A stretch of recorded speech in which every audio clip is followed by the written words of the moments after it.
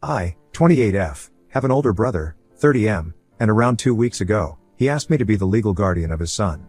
His son is just 6 months old. My brother visited me 2 weeks ago and told me that he and his wife wanted me to be his legal guardian because his job required him to move to another city and his wife, 29F, spends most of her time in the hospital for her chemo treatments. My brother can't reject this offer either to stay back here because it pays more than his current job and he desperately needs money to pay for his wife's treatments as she was diagnosed with stage 2 liver cancer last month. So he worked out an arrangement with his in-laws where they'll be the ones looking after his wife while he works out of state for 5 days and comes back on the weekends, but they're also kind of aged and won't be able to handle taking care of both his wife and his son, so he wanted me to take over the duties of his son. We have no other family apart from each other, so I'm the only person he could turn to, which is why it was really difficult for me to say no at all. Both our parents passed away when we were in our early 20s and we've been on our own ever since. My brother works in marketing and I'm a high school teacher, so it's not exactly like we're rich and I'm too busy and tired to take on any additional responsibilities, like looking after my nephew. I also couldn't just say no to my brother because we're all we have and it would break my heart if he got mad at me over this. There was also another reason that I was kind of skeptical to agree to this legal guardianship, and that was because of all the rumors and gossip I'd heard about my sister-in-law. We live in a relatively small town and news travels fast.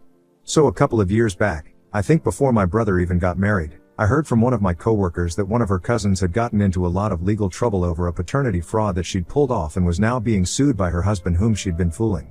And even though people weren't really sure of it, there was one name that kept popping up when they were gossiping about this, and that was my present sister-in-law's name. I'm really not sure how exactly she was involved or to what extent, but I did know that she was involved somehow and she'd helped them cover it up for a few years after their child was born. Their son was almost 2 years old when that guy's wife, my sister-in-law's best friend, insisted that they get married so she could quit her job and live at home with their son. His mother suspected that something was off because of how hard she was pushing her decision, and that's how the paternity test finally happened. And we also learned that apparently, my now sister-in-law had played a huge role in this fraud by putting her best friend in touch with her cousin who worked at the hospital and would periodically take money from her best friend and her unsuspecting husband to make sure this was all kept under wraps. So essentially, she and her best friend were fooling the poor guy for money, and while her best friend got into legal trouble for it, she walked away scot-free. Almost 2 years ago, my brother told me that he'd met a woman and it happened to be the same woman whom I'd heard about in this paternity scam gossip. I'd told him about it back then and warned him, but he was dead sure that she had nothing to do with it and he trusted her, not the rumors and gossip he heard about her. I didn't know what to say to him, so I didn't interfere, and so within a year, they got married and had a baby. I didn't say anything then because I didn't want to disturb their perfectly happy marriage, and then, last month, she was diagnosed with stage 2 liver cancer, which is why she's been in and out of the hospital for some time now. I haven't said anything about what I heard from my friends back then, but when my brother said that they wanted me to be their son's legal guardian, I decided that I didn't want to get caught up in anything right now, and so I told him that I'd only agree to the legal guardianship because he didn't like the implications of what I was saying and said that I was needlessly doubting his wife even though they'd been together for so many years now. But I stuck by what I said and told him that I wasn't going to be his son's legal guardian if he didn't get the paternity test done first, because I really didn't want any unnecessary trouble in case there really was something that she was hiding still. So after a lot of arguing, he finally gave in and told me that he'd get it done. Then, I didn't hear from him for 2 whole weeks, but all of a sudden, 3 days back, he called me and told me that I no longer needed to sign anything and that he was staying here. I was confused because he just canceled the move out of the blue, so I asked him what changed and he told me to mind my own business and then hung up on me. That really threw me off because my brother was a generally nice and polite person, so I had absolutely no idea what changed in these past few days. I couldn't even ask anyone else because the only person who was likely to know what was going on with him was his wife, and I didn't want to speak to her, so I waited for a day for my brother to come around on his own and tell me what was going on, but he didn't. So I did what I had to and called up my sister-in-law instead for some answers. She answered as soon as I called, and when she did, she didn't waste a second before she started screaming at me and accused me of ruining her marriage. I don't know why she said any of that, but one thing's for sure, something awful has happened, and I'm afraid that it has to do with the paternity test. I'd only been hellbent on my brother getting the test done because I wanted to buy myself some time to think about what I wanted to do about the guardianship, and also I didn't want to invite trouble just in case he wasn't really the parent. But I'm guessing that there was something that his wife had been hiding, and my insistence on the paternity test must have opened some can of worms, because otherwise, I couldn't think of a single reason why my brother would make such a decision. I feel awful because just for my own selfishness, I've potentially ruined my brother's marriage, and it doesn't help that his wife's suffering from cancer as well. Ida for insisting that my brother get a paternity test done before I agree to be the legal guardian of his baby. Update 1. Thank you for all the kind messages and comments. I'm glad to know that not everyone's judging me for wanting to put myself before anyone else. I spoke to my brother today and he told me everything that had happened in the past 2 weeks after I asked him to get the paternity test done. He told me that after he met with me, he went straight home and told his wife what I'd asked for. He'd assumed it would be a pretty straightforward conversation since he didn't think his wife would disagree, but she was very against it and it didn't make sense to him. She said that it was insulting that I wanted him to get a paternity test done because that just meant that I still believed she was a scammer, and even worse, she'd been scamming her own husband. So she was against the whole idea of the paternity test and wanted him to look for alternatives. But her reaction to the suggestion of getting a paternity test done was so overly emotional that even he began to suspect that something was off about her behavior, and after a few days of wondering what to do, he finally gave in and decided to get the paternity test done without telling his wife about it. He didn't know what to expect but was secretly hoping that he wouldn't find out anything that he didn't want to. Unfortunately, I think everyone knows by now what he must have found out. My brother and his son weren't a match. He was so shocked by the results the first time that he got the test done a second time, just to make sure that there had been no mistakes, and even the second time around, the result remained the same. He was in shock about what he'd found out, since this meant that his marriage was a lie, but he had no idea how to confront his wife. He'd never paid any heed to the rumors he'd heard about her, not even when I'd warned him, but now, as it turns out, everyone else had been right and he'd been the one who was dead wrong about his wife. A few days after he got the results, he decided to finally confront his wife. At first, she tried to deny it, but there was no running away from the truth anymore when he knew for a fact that he's not the father of the son he'd been raising for so long. After a while, she finally confessed to him that a while ago, when they'd just gotten married, she'd had an affair with one of her friends when he happened to be out of town, and that's how she got pregnant. She never came clean about it either because she felt like that was going to ruin their marriage for good, and once she got pregnant, she knew that she didn't want to be with anyone else apart from my brother. My sister-in-law also spilled the beans on the first paternity scam she pulled off by revealing that she'd been the one who put her best friend in touch with her cousin who used to work at the hospital back then, and her friend's husband never would have found out either if he hadn't gotten another paternity test done independently from a different hospital. So whatever people had been saying about her was true. I can't believe that in spite of knowing the consequences of cheating and lying, she still went through and put my brother through the same thing. It's unbelievable and disgusting, to say the least, and now, I'm really glad that I pressured my brother into getting a paternity test done, or else he might not have been able to find out about any of this. She didn't have a job when she married my brother, and after she got married, she decided that she wanted to be a stay-at-home mom, so it had been my brother who'd been supporting her every step of the way. So it wasn't the fact that she was finally sure of him that made her stay with him and pick her marriage over affairs, but the fact that she literally didn't have anyone else to go to once she got pregnant. My brother thinks that that's the real reason he stayed, and I agree with him. If she could cheat on him 1 year into their marriage, then she didn't really love him, and the only thing that made her stay with my brother was the fact that he was willing to look past her history, trust her implicitly, and provide for her without questioning her. She only cared about herself, and while my brother is still struggling to come to terms with that, I'm not. I'd always known that my sister-in-law wasn't the most trustworthy person, but had kept it all to myself since I didn't want to stir up any unnecessary trouble in my brother's life, and he seemed to be really in love with her. And the fact that they were pregnant within a year of their marriage. I couldn't say anything that could potentially mess up their marriage when they were about to have a child together, and once my nephew was born, there was no way I was going to talk crap about my sister-in-law, because that would inevitably end up with me and my brother never speaking again. So I stayed silent, but the truth was bound to come out someday. I just regret that I wasn't the one to stop this from happening. My brother has filed for divorce and full custody of his son. His wife is devastated and insists that she really does love him now, but there's no taking back what she did. I, for one, am happy that he's made the decision to leave, even if it is after so many years. The only thing I feel a little bad about is that she's a cancer patient, and this is coming at a really bad time for her, but my brother deserves better, and I'll stand by that. Update 2. I just found out from my brother that the friend that she'd cheated on him with and his son's real father had still been actively involved in their lives up until recently. He'd come over for a few drinks in the evening today and was venting to me when he told me about this spectacular bit of information.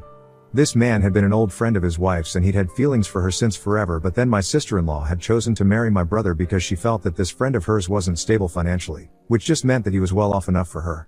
She'd told him about this friend of hers long back when they started dating initially, but he'd never suspected a thing because that's how much he trusted her.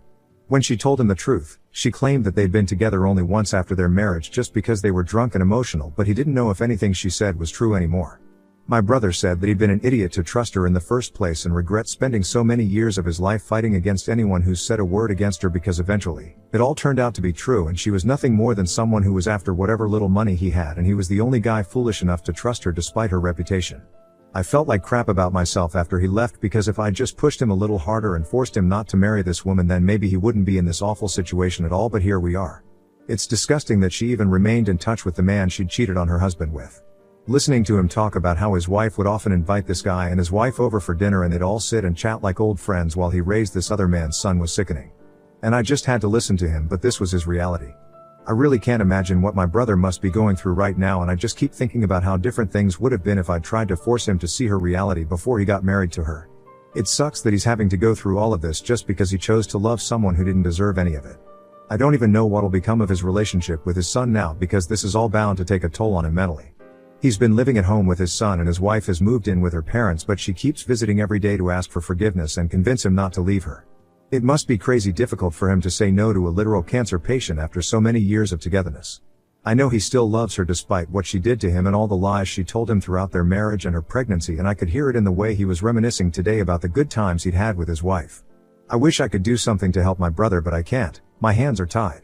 The most I can do for him is to offer to babysit my nephew, because he's taking up more work and responsibilities in his workplace so that he earns more than whatever he's making now and can give his son the life he deserves. I don't think he'll get full custody of his son, given the circumstances. I bet the court will want to let their kid spend as much time as he can with his mother if something unfortunate happens to her. It's unlikely that she'll be able to fight the cancer longer than she already has, and as far as I know, her condition has been steadily worsening for the past few months. To be honest, at this point, I don't even know what to feel about anyone involved in this situation, including myself. I tried my best to warn my brother back when he was dating my sil, but he didn't listen, so it's not like I'm in the wrong here either, but I also can't just shake off the guilt. All I can say for sure is that every single adult involved here has failed my nephew and made a complete mess of things, including me. I just hope we're all able to come out of this as better people now. Update 3. It's been a week and a half since my brother last visited, and he's been really caught up with work. He dropped by today and requested me to watch my nephew for a couple of hours as he had to go visit his lawyer urgently, and I agreed because this was the least that I could do for him when he was in such a state.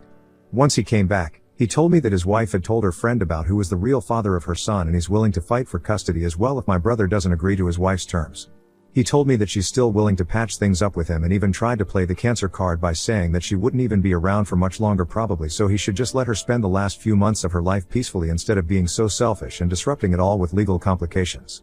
She doesn't even understand that the custody battle isn't a way to get back at her, but is just to ensure that even if she does pass away, her so-called friend isn't able to just swoop in and take his child away from him just because he's his biological father.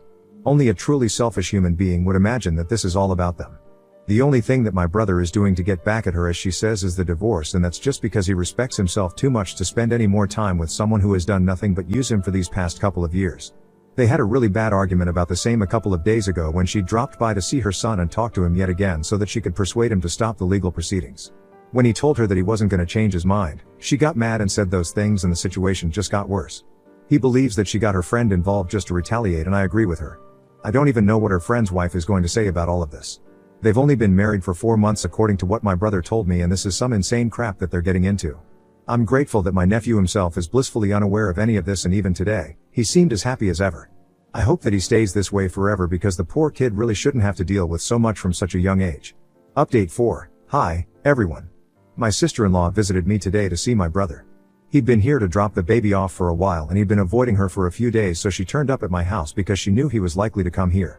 I tried to tell her to go away, but she looked so sickly and weak that I was having a really hard time turning someone like that away.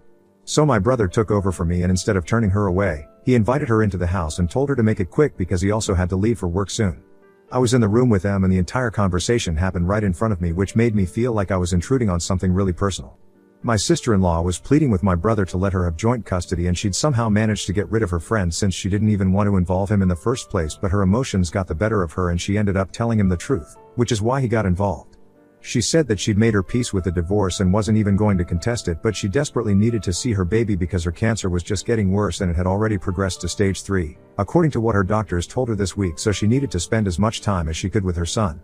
I thought my brother was going to say no by how distraught he looked, but instead, he told her that the most he could do for her at this point was that he could let her have supervised visits. He told her very calmly that she'd lied to him for months and that he couldn't just accept it and move on just because she was sick. He was also suffering, and just because his pain and scars didn't make it any easier for him. He told her that he'd fought against everyone who called her a gold digger and a scammer, but eventually, that's what the truth was, since she'd cheated on him in spite of how hard he'd been defending her. So now, for his own sake and the sake of his son, he wanted to let her go and start afresh. My sister-in-law didn't seem too happy about what was being said, but my brother was quite firm that she could either agree to supervised visits once a week or she could go to court against him. After some silence, she said that she'd pick supervised visits, which is what the court would have ordered anyway, so now they only need to legally agree to that arrangement. The divorce is still going to happen, though.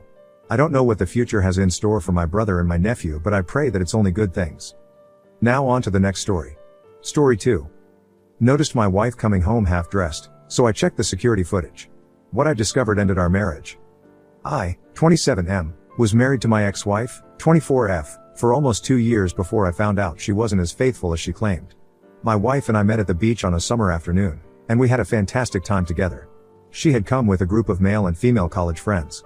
They were all law students, but they decided to take a little break from school. I was also with a few friends, so some of us interacted with my wife and her friends, and we got along well.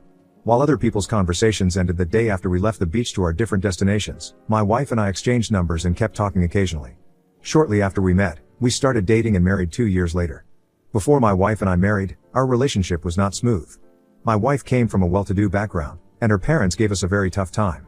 They were against my wife dating someone like me, and they told her she would be making a grave mistake if she ended up with me. They said so because I worked 12 hours a day, had 2 different jobs, and couldn't get a good paying job, no matter how hard I tried. Her parents were a pain in the ass, but because we loved each other, we vowed to get married, with or without her parents' approval. After months of her parents trying to separate us, they stopped and accepted our relationship. With her parents out of our way, I expected we would not have any other issues, but I had no idea more was coming. 2 months before we married, my wife cheated on me with one of her classmates and confessed to me. She said it happened by mistake, and the guilt had been eating her up.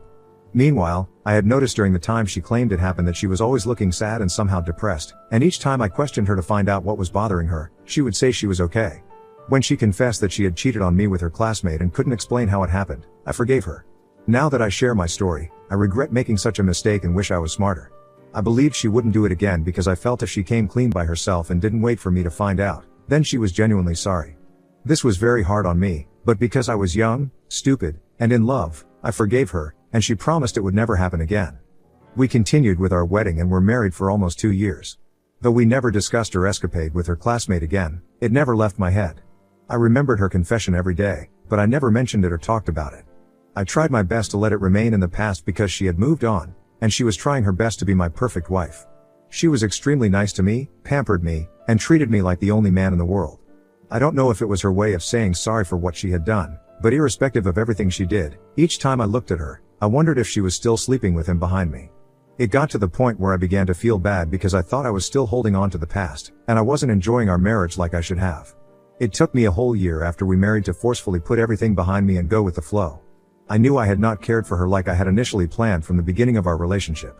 So, I started making little effort, like making breakfast in bed for her and fixing dinner for us before she returned from work. My ultimate plan was to do something very special for us on our 2nd anniversary, and I looked forward to it.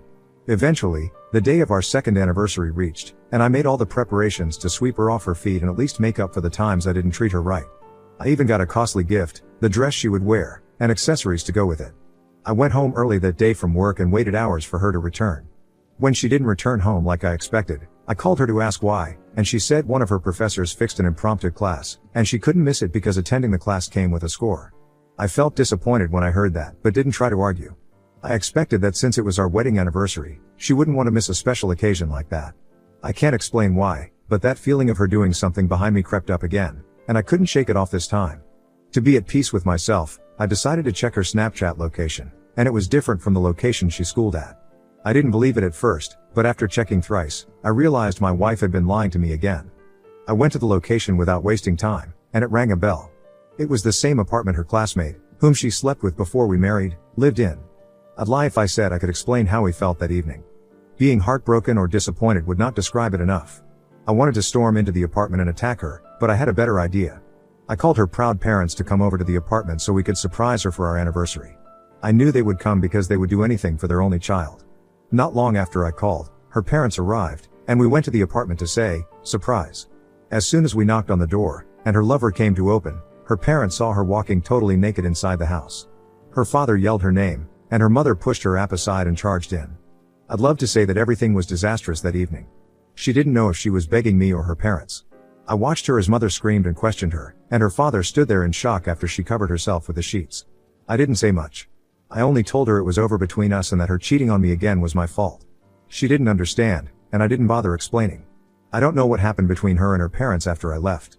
She came home later that week and asked if we could talk. When I said no, she picked the things she needed and left the house. She didn't even press for me to let her explain. I didn't know what to think or assume when she acted that way. Before she came home to take her stuff, I already contacted a divorce lawyer, and when the papers were ready, she signed them without hesitation. Until today, I still wonder if she ever loved me like she claimed or was only enjoying the tussle of power with her parents. The last time I tried stalking her on Facebook, she posted a picture of her and her app with a mushy caption. I was so angry, and I blocked her instantly. Because of that picture, I quit sulking and wondered if she loved me. I saw how happy she was, and I felt stupid for still living in the past and putting my life on hold. I am fine now and have moved on faster than expected. I also realize that we have power over our emotions, and feeling miserable because of a cheating spouse should never be an option. I no longer care about her, all I care about now is me and my future.